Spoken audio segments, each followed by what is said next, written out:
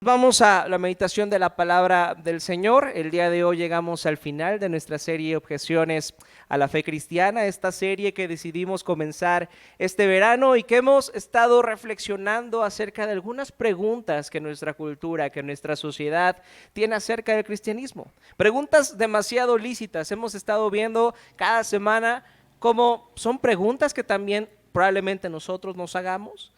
Y hemos respondido a ellas a la luz del Evangelio. Ha sido una bendición poder tener a tantos hermanos de la iglesia predicando aquí arriba, las personas que tomaron el taller de predicación. Fue una bendición recibir esos mensajes y el día de hoy yo tengo el privilegio de poder concluir con esta serie, con la última pregunta, la cual es: ¿no daña la fe cristiana el autoestima de las personas? Para responder a ella, me gustaría que abrieran sus Biblias en la carta de Pablo a los Romanos, capítulo 8, versículos del 1 al 17. Romanos, capítulo 8, versículos del 1 al 17.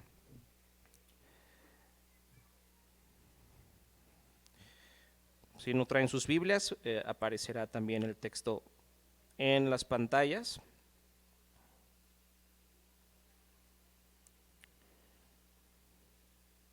Dice así la palabra del Señor: por lo tanto, ya no hay condenación para los que pertenecen a Cristo Jesús, y porque ustedes pertenecen a Él, el poder del Espíritu que da vida los ha libertado del poder del pecado que lleva a la muerte. La ley de Moisés no podía salvarlos porque nuestra naturaleza pecaminosa es débil. Así que Dios hizo lo que la ley no podía hacer. Él envió a su propio Hijo en un cuerpo como el que nosotros, los pecadores, tenemos, y en ese cuerpo, mediante la entrega de su Hijo como sacrificio por nuestros pecados, Dios declaró el fin del dominio que el pecado tenía sobre nosotros. Lo hizo para que se cumpliera totalmente la exigencia justa de la ley a favor de nosotros, que ya no seguimos a nuestra naturaleza pecaminosa, sino que seguimos al Espíritu. Los que están dominados por la naturaleza pecaminosa piensan en cosas pecaminosas, pero los que son controlados por el Espíritu Santo piensan en las cosas que agradan al Espíritu. Por lo tanto, permitir que la naturaleza pecaminosa les controle la mente lleva a la muerte, pero permitir que el Espíritu les controle la mente lleva a la vida y a la paz. Pues la naturaleza pecaminosa es enemiga de Dios siempre. Nunca obedeció las leyes de Dios y jamás lo hará. Por eso, los que todavía viven bajo el dominio de la naturaleza pecaminosa nunca pueden agradar a Dios. Pero ustedes no están dominados por su naturaleza pecaminosa, son controlados por el Espíritu, si el Espíritu de Dios vive en ustedes. Y recuerden que los que no tienen el Espíritu de Cristo en ellos, de ninguna manera pertenecen a Él. Y Cristo vive en ustedes. Entonces, aunque el cuerpo morirá por causa del pecado, el Espíritu les da vida, porque ustedes ya fueron hechos justos a los ojos de Dios. El Espíritu de Dios que levantó a Jesús de los muertos vive en ustedes. Y así como Dios levantó a Cristo Jesús de los muertos, Él dará vida a sus cuerpos mortales mediante el mismo Espíritu quien vive en ustedes. Por lo tanto, amados hermanos, no están obligados a hacer lo que su naturaleza pecaminosa los incita a hacer, pues si viven obedeciéndola, morirán. Pero si mediante el poder del Espíritu hacen morir las acciones de la naturaleza pecaminosa, vivirán. Pues todos los que son guiados por el Espíritu de Dios son hijos de Dios. Y ustedes no han recibido un espíritu que los esclavice al miedo. En cambio, recibieron el Espíritu de Dios cuando Él los adoptó como sus propios hijos. Ahora lo llamamos Abba Padre, pues Espíritu se une a nuestro espíritu para confirmar que somos hijos de Dios. Así que como somos sus hijos, también somos sus herederos. De hecho, somos herederos junto con Cristo de la gloria de Dios. Pero si vamos a participar de su gloria, también debemos de participar de su sufrimiento. Entonces, ¿el cristianismo daña la autoestima de las personas? Esa es la pregunta que nos trae esta mañana. Y el autoestima en estos tiempos está definido como esos sentimientos de valía basado en nuestras habilidades, en nuestros logros, en nuestro estatus social, en los recursos financieros que tenemos, en la apariencia que tengamos. Todos esos factores suman a nuestra autoestima. Hay algunas personas que pueden tener más o menos autoestima. Entonces, para algunas personas, la doctrina del pecado que enseña el cristianismo afecta directamente el autoestima de las personas. Eso es lo que dicen. El pecado que enseñan los cristianos afecta directamente al pecado de las personas. Y por eso muchos cristianos tienen baja autoestima. Intentan ser buenos por miedo a la condenación, por miedo de ir al infierno. Y muchos de ellos dejan de querer luchar en esta vida, dejan de querer ser unos luchadores, unos triunfadores, por estar esperando una vida eterna. Entonces, nuestra sociedad dice que el cristianismo baja la autoestima de las personas, que el cristianismo ha fomentado a bajar la autoestima de las personas. Y vamos a responder acerca de este cuestionamiento con los siguientes 3 puntos. Punto número 1, una realidad esperanzadora. Punto número 2, una realidad esclavizante. Y punto número 3, una realidad liberadora. Una realidad esperanzadora. Veamos de nuevo el texto que leímos hace un momento, ahí Romanos 8, les pido que puedan tener sus Biblias abiertas en este capítulo, vamos a estar yendo a algunos versículos de este capítulo 8, y dice el versículo 1, por lo tanto ya no hay condenación para los que pertenecen a Cristo Jesús. Esta frase resume de una manera perfecta y completa nuestro estatus delante de Dios. Ya no hay condenación, ya no estamos condenados. Estar no condenado es un término desde luego legal. Si ustedes imaginan a un juez en una corte diciéndole a alguien, ya no eres condenado, eso significa que ¿qué? Que queda libre, que ya no hay un castigo que perseguir, que ya no hay una deuda que pagar. Sin embargo, la pregunta que podríamos estar haciéndonos ahorita es, ¿de qué ya no estamos condenados? ¿Por qué Jesús tendría que hacer algo por nosotros para que ya no estemos condenados? ¿Qué es el origen de esa condenación? Y la respuesta nos la da Pablo ahí en el versículo 2. Dice, y porque ustedes pertenecen a Él, el poder del Espíritu que da vida los ha liberado del poder del pecado que lleva a la muerte. Entonces Pablo trae a la mesa el tema del pecado. Y esa causa del pecado que hay en la humanidad, que somos culpables, que existe esa culpabilidad de la cual Jesús tiene que hacerse cargo para que ¿qué? Para que ya no seamos culpables, para que ya no haya condenación. Pero la palabra pecado es una de las palabras más odiadas y evitadas por nuestra cultura en este momento. Hoy en día la palabra pecado puede terminar una buena conversación. Si el día de hoy estás hablando con algún amigo no cristiano, o incluso puede que sea cristiano también, y te está pidiendo algún consejo, y en medio de ese consejo tú sacas a la luz la palabra pecado, es muy probable que esa persona se pare de la mesa y te deje una cuenta por pagar. A nuestra sociedad no le gusta el pecado. Nunca he conocido a alguien que piense que es perfecto. No sé si ustedes han conocido a alguien que piense que es perfecto. De hecho, la frase que dice el error es parte de la humanidad demuestra que la misma humanidad sabe que hay algo malo en ellos. Pero hoy en día cada vez es más difícil encontrar a personas que reconozcan que son pecadoras, que reconozcan que tienen una deuda moral delante de Dios de la cual son culpables. Eso es algo de lo que no nos gusta pensar. Me gustaría darles algunos ejemplos de cómo personas de nuestra cultura o de nuestra sociedad, incluso de otras sociedades y de otros tiempos, han expresado su inconformidad con la realidad del pecado. Fíjense lo que dice el historiador francés Jean Bottero. Dice, no se sabe bien cuándo, quién, cómo, pero en algún momento hace 4 o 5 mil años, unos señores y señoras en Irak o Irán o Siria empezaron a creer que la culpa era suya, que si habían perdido la cosecha o se les había muerto el 5.º hijo o mancado el burro, no era por esos azares de la vida, sino porque algo habían hecho para merecerlo. Entonces apareció la idea del pecado. Entonces eso es lo que dice el historiador francés Jean Bottero.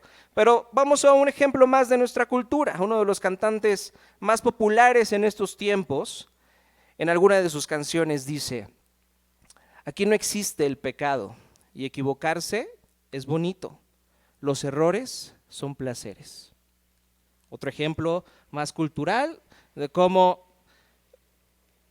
estamos en contra del pecado. Y finalmente dice el psicólogo Steven Hassan en su libro Cómo combatir las técnicas de control mental de las sectas. Entonces hay un libro que dice cómo combatir que las sectas te digan que estás mal, que hay pecado en ti. Dice, la culpa es con toda probabilidad el arma emocional más sencilla y eficaz que existe para conseguir la conformidad y la sumisión. La culpa es el arma más grande para quitarle la autoestima a las personas. Esto es lo que están diciendo estas personas. Estos son solo algunos ejemplos de cómo la humanidad se evade de la realidad del pecado y la culpa que trae consigo. Sin embargo, en este intento de negar la existencia del pecado, también la humanidad ha caído en una serie de incongruencias. Hemos escuchado promesas de que si votamos por cierto partido político, la corrupción terminará. Promesas que creen incluso los cristianos, personas que están conscientes de la realidad del pecado y que saben que ninguna persona puede vivir sin pecado, que no hay ninguna persona en este mundo que pueda ser incorruptible. Sin embargo, estas mentiras son mentiras que las personas creen. Si no hay pecado, ¿por qué no podemos tener instituciones que no sean corruptas? Si no hay pecado, entonces ¿para qué tener leyes? Si no hay pecado, entonces ¿por qué los no cristianos cierran sus casas en las noches antes de irse a dormir? ¿Se dan cuenta? Estamos en una cultura a la que no le gusta llamarle a las cosas por su nombre, pero en el fondo sabemos que el pecado está ahí y todos lo podemos percibir. Hay algo malo en nosotros y nos damos cuenta que entre más libertad se le da a la humanidad, más caos hay. Ahorita estamos en una época donde se pugna por la libertad, donde se grita por la libertad, pero ¿qué es lo que vemos?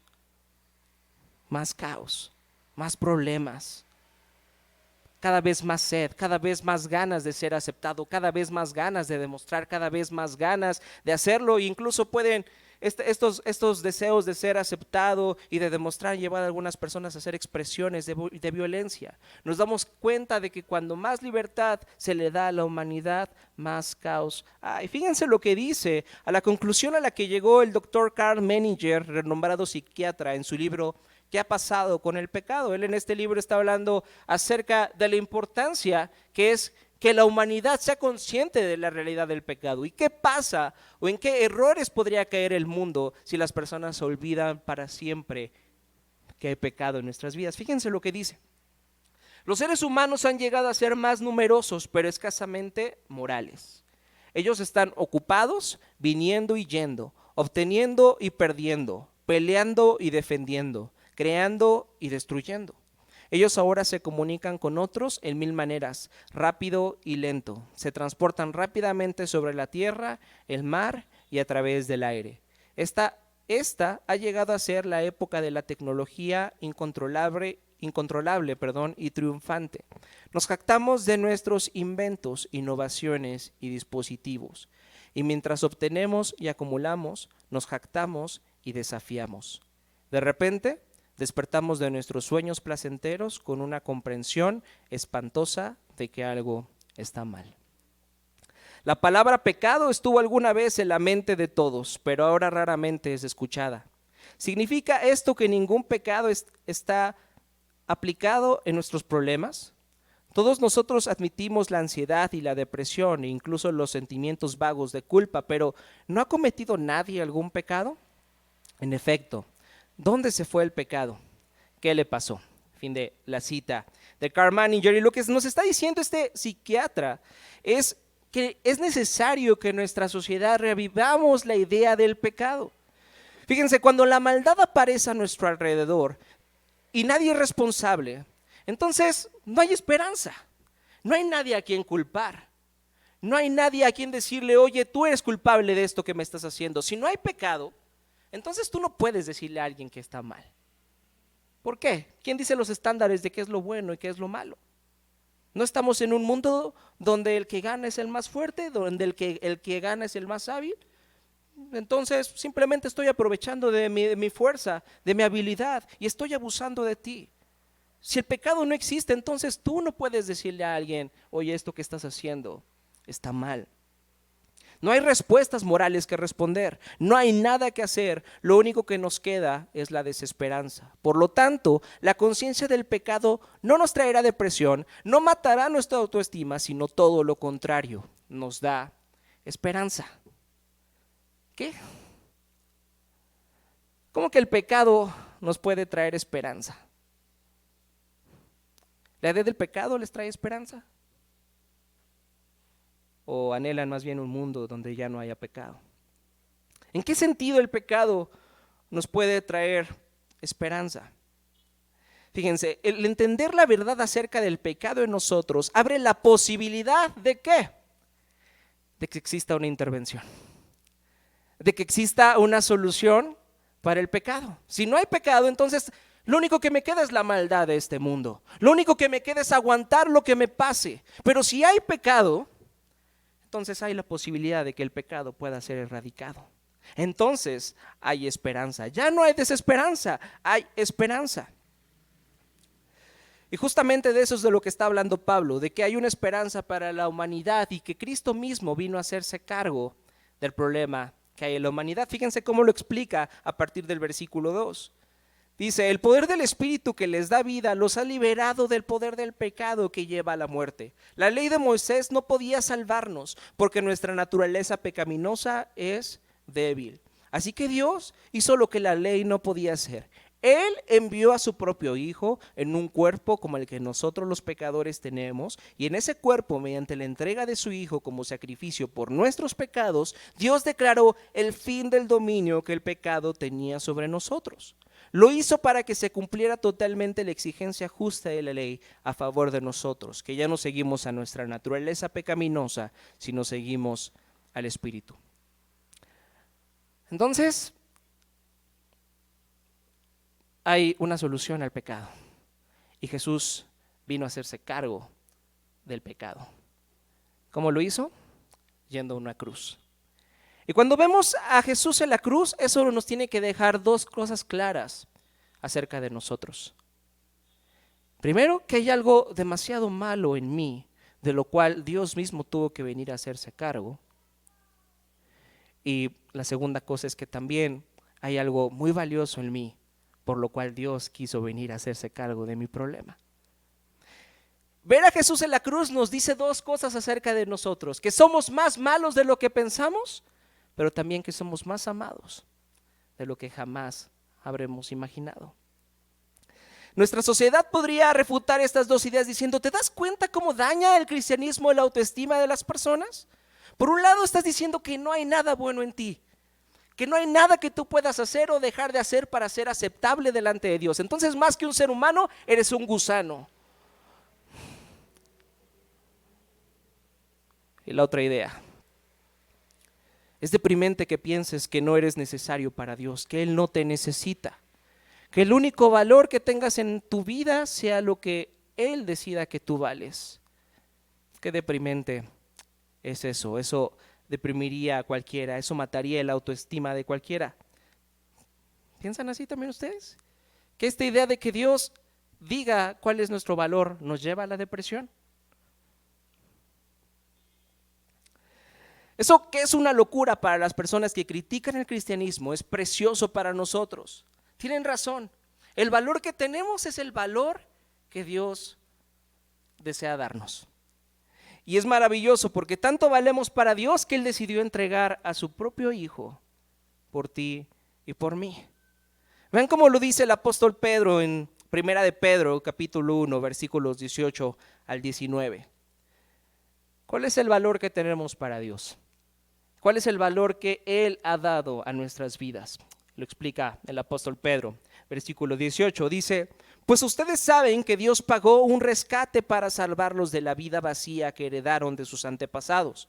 No fue pagado con oro ni plata, los cuales pierden su valor, sino que fue con la preciosa sangre de Cristo, el Cordero de Dios que no tiene pecado ni mancha. ¿Cuánto vale la sangre de Cristo? ¿Cuál es el valor de la sangre de Cristo? Es un valor infinito, ¿están de acuerdo? Pues eso es lo que valemos para el Señor. Eso es lo que Él pagó por nuestro rescate. Ese es el verdadero valor que tenemos y es algo más valioso que el oro y la plata, la preciosa sangre de Jesucristo. Cuando entendemos que hay una solución para nuestro pecado, que Dios mismo se ha hecho cargo en la persona de Jesús para solucionarlo y que no nos pide nada a cambio, eso es en verdad una realidad esperanzadora. Punto número 2, una realidad esclavizante. Fíjense lo que dice el versículo 5. Los que están dominados por la naturaleza pecaminosa piensan en cosas pecaminosas, pero los que son controlados por el Espíritu Santo piensan en las cosas que agradan al Espíritu. Por lo tanto, permitir que la naturaleza pecaminosa les controle la mente lleva a la muerte, pero permitir que el Espíritu les controle la mente lleva a la vida y a la paz. Pues la naturaleza pecaminosa es enemiga de Dios siempre, nunca obedeció a las leyes de Dios y jamás lo hará. Por eso, los que todavía viven bajo el dominio de la naturaleza pecaminosa nunca pueden agradar a Dios. Pero ustedes no están dominados por su naturaleza pecaminosa, son controlados por el Espíritu, si el Espíritu de Dios vive en ustedes. Entonces aquí Pablo nos está diciendo que existen dos tipos de personas: los que son controlados por su naturaleza pecaminosa y los que son controlados ¿por quién? Por el Espíritu. Eso es lo que está diciendo ahí, por el Espíritu Santo. Debemos comprender que Dios envió a su Hijo Jesucristo para hacerse cargo de nuestros pecados, para que ya no hubiera culpa en nosotros. Pero lo que hizo Dios es mucho más profundo. Lo que nos está diciendo Pablo aquí es mucho más que simplemente perdonar a nuestros pecados. Él decidió venir a vivir a nuestros corazones para erradicar el pecado de nuestras vidas. No solamente es necesario que ya no seamos condenados de nuestros pecados, sino también es necesario que se erradique el pecado que hay en nuestros corazones. Y eso es lo que hace el Espíritu Santo. Vean cómo lo explica de una mejor manera el pastor Paul Tripp. Fíjense esto hermoso que dice: antes creía que era mi responsabilidad identificar el pecado, quitar el pecado de mi vida y esforzarme por vivir de una manera más bíblica. Créanme, lo intenté, pero no funcionó. ¿Se han sentido como Paul Tripp? Que es su responsabilidad quitar el pecado de sus vidas, identificar el pecado de sus vidas y hacer todo lo que esté en su alcance para quitar el pecado de sus vidas. ¿Se han encontrado con esto que le está pasando a Paul Tripp? Dice, lo intenté, pero ¿qué? No funcionó. ¿Cuántas veces ustedes han intentado y no funciona? Y continúa Paul Tripp, dice: un día en mi plan de lectura bíblica llegué a Romanos 8 y pude comprender por fin que Dios sabía que mi necesidad como pecador era tan grande que no era suficiente que solo me perdonara. Él tenía que venir a vivir dentro de mí. De lo contrario, yo no sería capaz de ser lo que debía ser o de hacer lo que debía ser como nueva criatura. Esto es increíble y esperanzador. Dios sabe que no solo necesitamos ser perdonados, sino también que necesitamos ser transformados. El Dios todopoderoso, creador del universo, el que creó el cielo, el mar y en todo lo que hay, vive en nuestros corazones. Eso es lo que está diciendo Pablo. ¿Qué tanto eres consciente de esta verdad? De que no solamente Dios te salvó, sino que Dios mismo vive en ti, en la persona del Espíritu Santo. Vean lo que dice el versículo 11 ahí de Romanos 8. Dice: el Espíritu de Dios que levantó a Jesús de los muertos vive en ¿quiénes? En ustedes. Y así como Dios levantó a Cristo Jesús de los muertos, Él dará vida a sus cuerpos mortales mediante el mismo Espíritu que vive en ustedes. El mismo poder que resucitó a Cristo de los muertos, que hizo lo imposible de resucitar a alguien de la muerte a la vida, es el mismo poder que actúa en tu corazón para ayudarte a vencer tu lucha con el pecado. Tal vez tú pienses que no hay solución, que no hay nada que pueda sacarte de ese ciclo pecador en el que te encuentras, de esa adicción que tienes.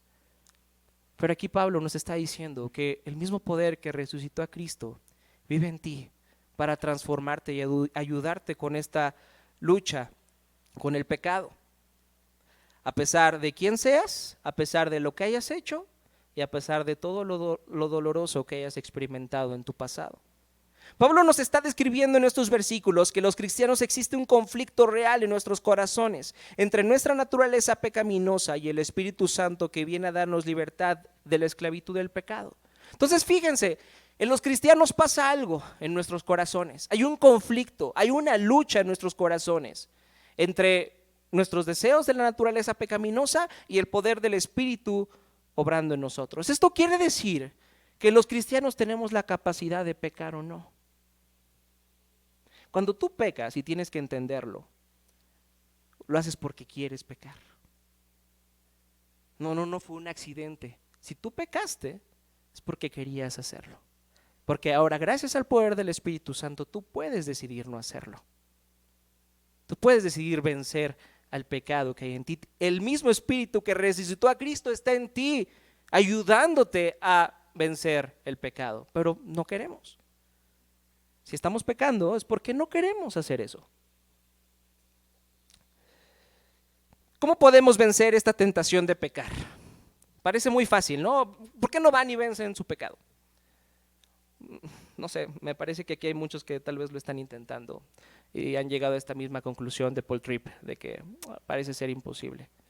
¿Cómo podemos vencer la tentación del pecado? Fíjense ahí en el versículo 5 de Romanos 8, dice que si deseamos ser controlados por el Espíritu Santo, en lugar de por nuestra naturaleza pecaminosa, debemos pensar en las cosas que agradan al Espíritu. ¿Cuáles son las cosas que agradan al Espíritu? Más teología, más doctrina. Eso es lo que deben de hacer para vencer su pecado. Tienen que meterse a todas las clases de teología que puedan. Para vencer su pecado tienen que meterse a un seminario. ¿Eso es lo que está diciendo Pablo? No. Sí es eso, pero es mucho más profundo que eso. Vea lo que dice el versículo 12. Por lo tanto, amados hermanos, no están obligados a hacer lo que su naturaleza pecaminosa los incita a hacer, pues si viven obedeciéndola, morirán, pero si mediante el poder del Espíritu hacen morir las acciones de la naturaleza pecaminosa, vivirán. Pues todos los que son guiados por el Espíritu de Dios son ¿qué? Hijos de Dios. Estos son los deseos del Espíritu. Esto es lo que el Espíritu desea que recordemos todo el tiempo. Que somos hijos de Dios. Esto es lo único que nos va a poder ayudar en nuestra lucha diaria con nuestra naturaleza pecaminosa. Ahí en el versículo 13, Pablo dice que a través de recordar que somos hijos de Dios podemos hacer morir las acciones de la naturaleza pecaminosa. ¿Y qué es la naturaleza pecaminosa? ¿Qué es? Nuestro cuerpo, nuestra carne está maldita. Fíjense cómo lo explica alguien más inteligente que yo. Fíjense cómo lo dice el pastor Tim Keller. Dice, cuando Pablo se refiere a la naturaleza pecaminosa o a la carne, en otras versiones de la Biblia, no se refiere a nuestro cuerpo físico. Si pensamos de esa manera, podemos caer en el error de creer que el espíritu es bueno y el cuerpo es malo, lo que condenaría sentimientos como el placer o la felicidad. Pero esto no es lo que la Biblia enseña. Más bien, a lo que Pablo se refiere con la naturaleza pecaminosa es a los deseos que existen en nuestro corazón de hacernos a nosotros mismos nuestro propio Dios, nuestro propio Salvador. La naturaleza pecaminosa son las ideas falsas que nuestros corazones han creído que nos hacen olvidar que ¿qué? Que somos hijos de Dios. Esa es la naturaleza pecaminosa que existe en nosotros. Esos deseos, esos impulsos que nos hacen olvidar que somos hijos de Dios y por lo tanto nos hacen encontrar de diferentes formas ser nuestro propio Dios, autosalvarnos. Debemos entender que como cristianos podemos ver a Dios desde dos perspectivas.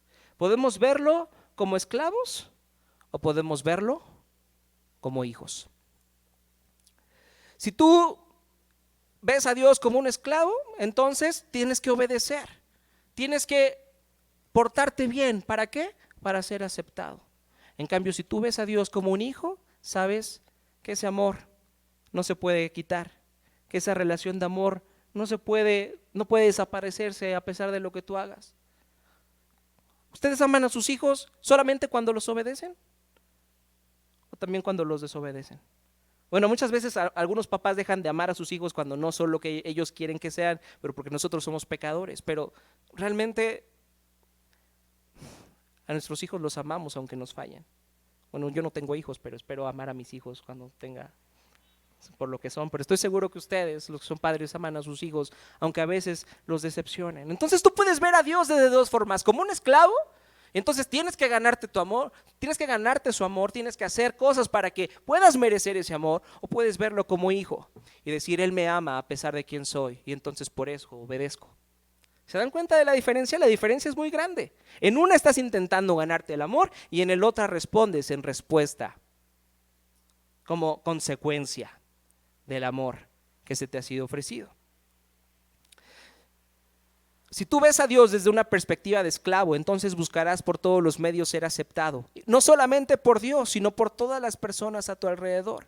Para sentirse salvado tienes que lograr que todas las demás personas te acepten y te amen, cueste lo que cueste.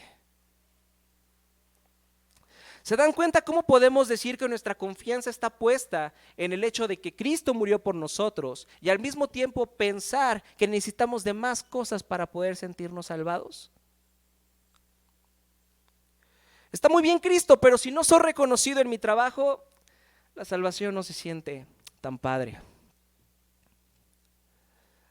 Qué bueno que soy salvado, pero si no soy atractivo o atractiva para las demás personas, ¿qué tipo de salvación es esta? Si no le gusto a nadie. Soy un hijo de Dios, pero si no tengo la aprobación de mi pareja o de mi familia, entonces me siento condenado. ¿Se dan cuenta? Como Jesús no es todo lo que llena nuestros corazones. Necesitamos siempre de algo o de alguien más para que podamos sentirnos salvados. Esa es la condición de nuestro corazón, esa es la naturaleza pecaminosa que tenemos. ¿De qué forma estás intentando ser tu propio salvador al controlar todo lo que pasa en tu vida, al intentar controlar todo lo que pasa en tu vida? Cada vez que buscamos que algo o alguien más nos salve o nos consuele, le estamos diciendo a Dios, yo no te necesito para tener una vida sin condenación. Lo que hiciste en la cruz no es suficiente para mí.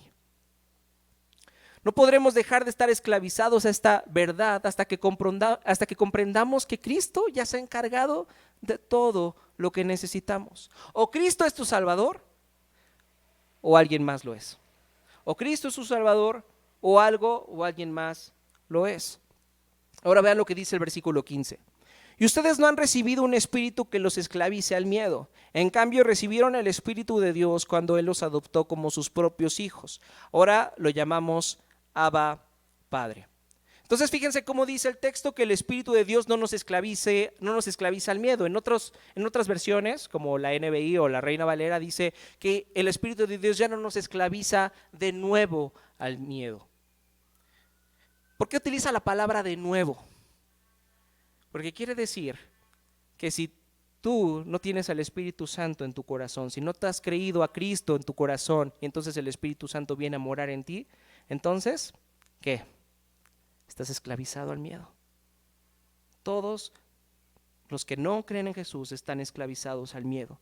Los no creyentes dicen, los cristianos obedecen por miedo a Dios, por miedo al infierno, por miedo a perder el cielo, por miedo a perder a ser condenados. Y hasta cierto punto tienen razón. Hay muchos cristianos que obedecen por eso, por miedo de ir al infierno, por miedo a ser rechazado, porque les vaya bien en su trabajo, porque Dios los bendiga. Por eso obedecen.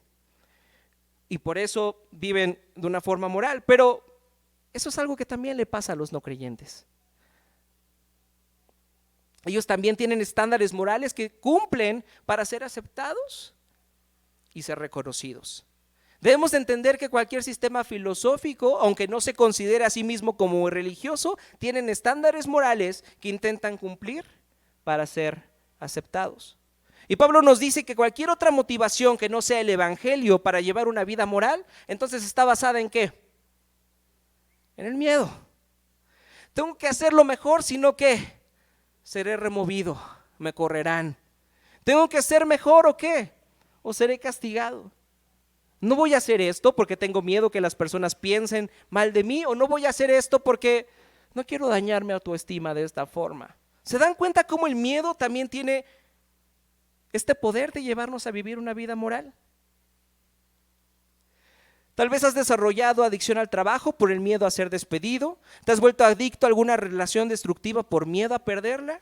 ¿Te has vuelto adicto a sustancias por miedo a afrontar la realidad y prefieres evadirte de la realidad? ¿Te has vuelto una persona dura que juzga a las demás personas y no viven conforme a tus estándares morales porque tienes miedo de que demuestren que son mejores personas que tú? Ser cristianos no solo es mostrar cambios externos, sino cuestionarnos constantemente por qué hacemos lo que hacemos. Cuestionarnos constantemente por qué decimos lo que decimos. Ser cristiano no es portarse bien y ser limpio moralmente. Los no cristianos también pueden hacer eso. Ya lo hemos dicho aquí, no se necesita ser una buena persona para ser cristiano. Muchas veces los no creyentes van a ser mejor persona que nosotros. Ser cristiano no es portarse bien. Ser cristiano es darte cuenta cómo constantemente intentas convertirte en tu propio Salvador y en tu propio Dios, y hacer morir esas intenciones al recordar que Dios te acepta no por lo que haces, sino por lo que Cristo ha hecho. A muchas personas no les gusta esta idea, decir que somos aceptados por Dios por lo que Cristo hizo, porque dicen, es que yo no puedo encontrar otra motivación para portarme bien que no sea el temor a perder el cielo. Si tú piensas de esa manera, entonces realmente no haces buenas obras por amor a Dios, sino por el miedo. Pero es gracias al Espíritu de Dios que somos capaces de mirar a la cruz de Cristo y ver todo lo que ha hecho por nosotros. Esto nos muestra una realidad liberadora. Punto número 3, una realidad liberadora. Entonces Pablo en el versículo 15 usa la palabra adopción para describir la relación que ahora tenemos con Dios. En nuestra cultura la adopción no se da por el desempeño del niño, ¿están de acuerdo? En nuestra cultura la adopción es un acto legal que hace el padre para entonces llamar al niño como hijo. No es un cambio de naturaleza, es un cambio de estatus legal, eso es lo que es la adopción. Y al ser adoptados como hijos de Dios se nos dan algunos derechos. Vean cómo dice Juan 1:12. Pero todos los que creyeron en Él y lo recibieron les dio el derecho de llegar a ser hijos de Dios. Entonces, cuando tú crees que Jesucristo vino a vivir, vino a morir y resucitó por ti, el Espíritu Santo te da derechos como hijos de Dios. Nos da el poder para vivir de la manera en la que debemos de vivir.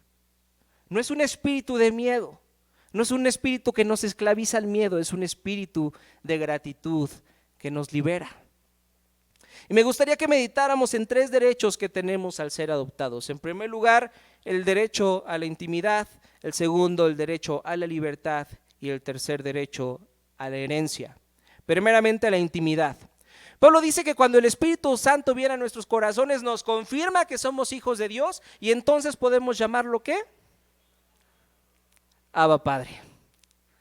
La palabra Abba es una palabra aramea que su mejor traducción al español sería papi o papito. ¿Se pueden imaginar cómo reaccionaron los fariseos cuando escucharon a Jesús diciéndole Abba al Padre, diciéndole Abba a Dios, diciéndole papito a Dios? Ellos se enojaron muchísimo porque para los judíos Dios era y sigue siendo un fuego consumidor, un juez implacable. Y ahora, un carpintero de una región insignificante como Nazaret se atrevía a decirle a este fuego implacable, papito. Esta palabra expresa la más grande intimidad y gracias a Cristo, así es como los cristianos podemos acercarnos al Creador Todopoderoso del universo. Él es nuestro papi. Él es nuestro papito. Entonces tú puedes ver a Dios como un juez implacable al cual tienes que convencer con tus buenas acciones para que te ame, o lo puedes ver como un buen padre. Y algunos de ustedes me pueden estar diciendo, oye, eso para mí no me eleva para nada la autoestima. Yo nunca he tenido un buen padre. Mi padre terrenal, en lugar de mostrarme amor, me ha mostrado indiferencia. Sin embargo, tengo que decirte que tú sí sabes lo que significa el concepto de un buen padre. Tanto sabes lo que significa el concepto de un buen padre que te quejas de que tu papá no fue lo que tú querías que fuera. Entonces todos entendemos la idea de lo que significa que Dios sea nuestro buen padre, que sea nuestro verdadero padre.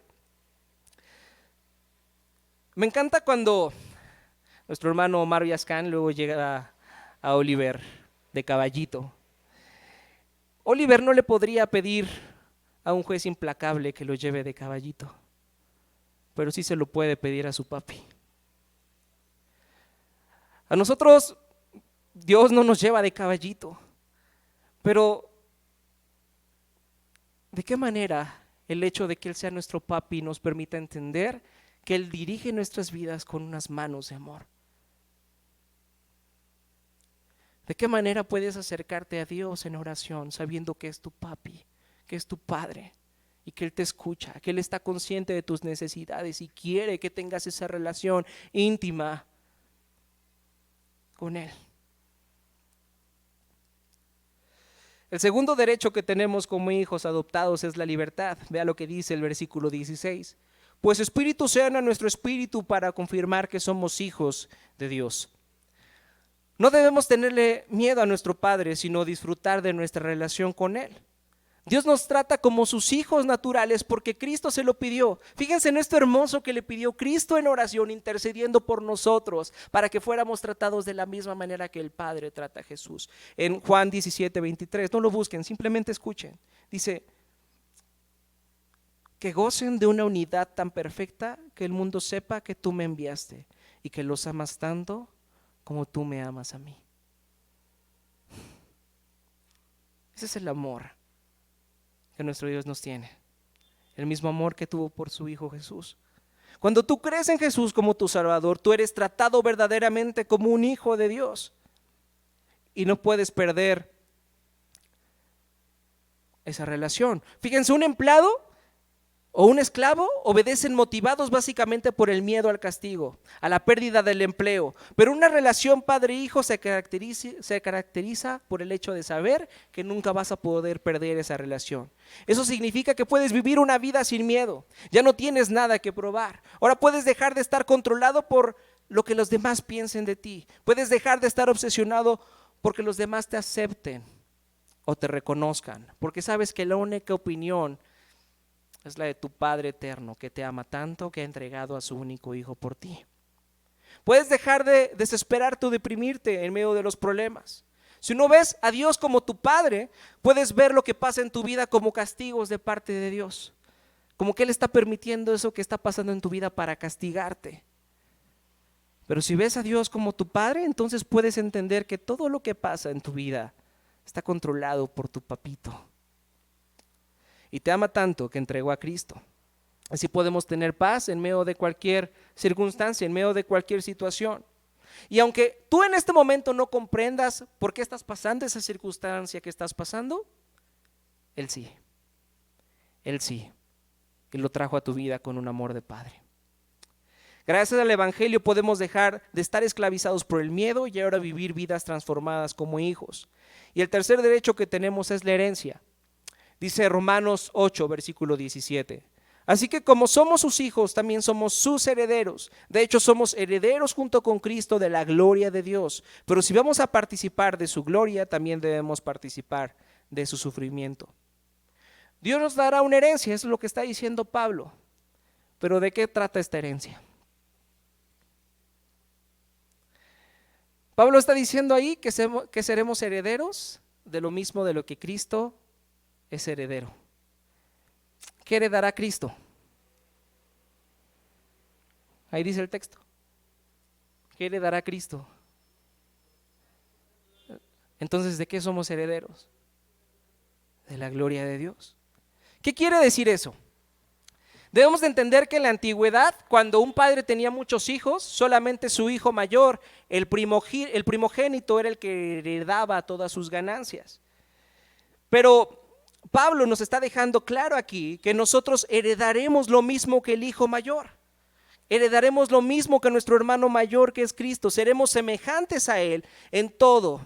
Y el pecado y la muerte serán cosas del pasado.